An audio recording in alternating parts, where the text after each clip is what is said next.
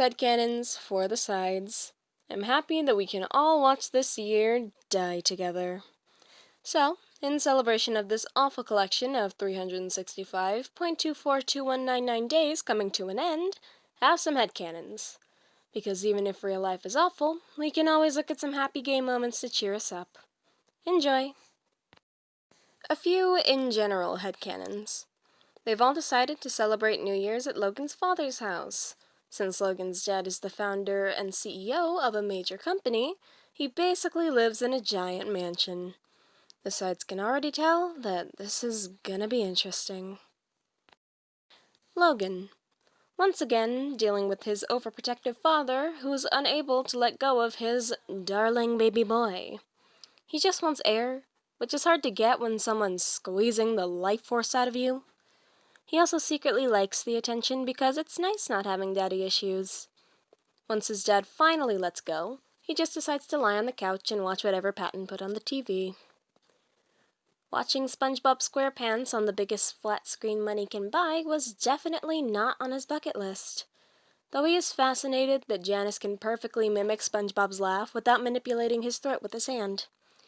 He's not really interested in the cartoon, he's more interested in the dirty looks his boyfriend is constantly receiving by his dad. Though also sending his own fair share of resentful looks towards his father, because he loves his boyfriend. Logan insisted on taking his giant unicorn plush with him, so now he's just cuddling it on the floor. Remus. He's stuck cooking dinner once again, but this time he's in a different kitchen with a different layout, so he's struggling. He has to be careful around those dads, so he's been sneaking small kisses and little hugs from his boyfriend out of his line of sight. He's also being really annoying with the party poppers because those little fuckers are fun as hell.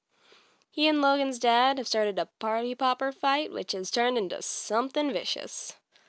Lo's dad won. Remus swallowed about 2 pounds of confetti, which would be fine if he willingly did it, but nope. Lo's father has some issues. Logan actually let it happen because it entertained him. Bree underestimated just how sadistic his lover could be. He's not sure if that's terrifying or a turn-on. He's pretty sure it's the latter, actually. Patton. He's the taste tester this time because he wanted to help. Low-key jealous that Remus is a better cook. High-key wants Remus to teach him. Pat's wearing a sweater with a cute confetti drawing on the front that lights up and flickers like a neon sign. He refuses to put on football because watching grown men tackle each other and rack up a score with rules he doesn't understand makes him sad. So instead, they're all having a SpongeBob marathon. Janus. He's been upbeat and happy for once because this year is finally going to die. He's also been all lovey with Patton because he's grateful to have been in a healthy relationship with him for another year. Overall, just really happy today because New Year's is the time for all the adults to drink without hesitation or regret. Roman. Okay, this hopeless romantic loves New Year's for one sole reason. That reason is the kiss that marks the end of a year and the beginning of a new one.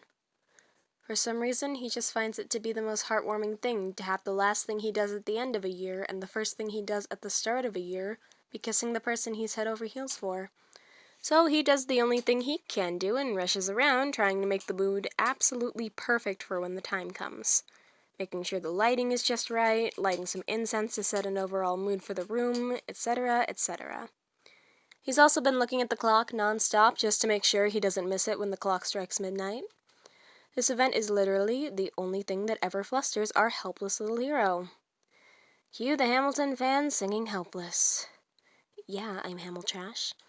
He's also been overly touchy, hoping that Virg doesn't mind, because he's just so happy he doesn't know what to do with himself. And finally, Virgil.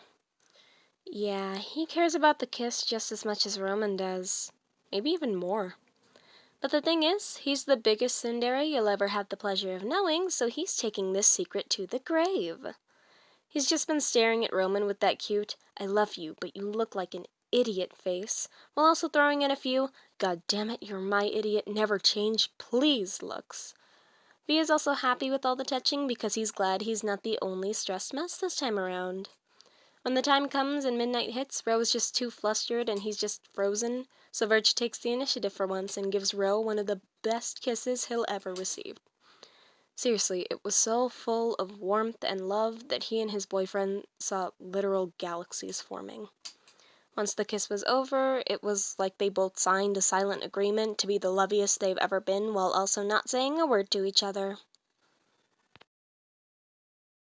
Thanks for watching! I hope you enjoyed this little headcanon session. I actually really enjoy doing these. Sorry I couldn't make a Gacha Life video for New Year's. When my family doesn't do much for it besides let the underage child drink so they can participate in drunk family game night. It's me, I'm the underage child. So anyway, hope you all have a great day, and I'll see you when I make my next video. It'll most likely be another Remus's friend comes to visit episode. We've only just begun, hypnotized by drums until forever comes. You'll find us chasing the sun.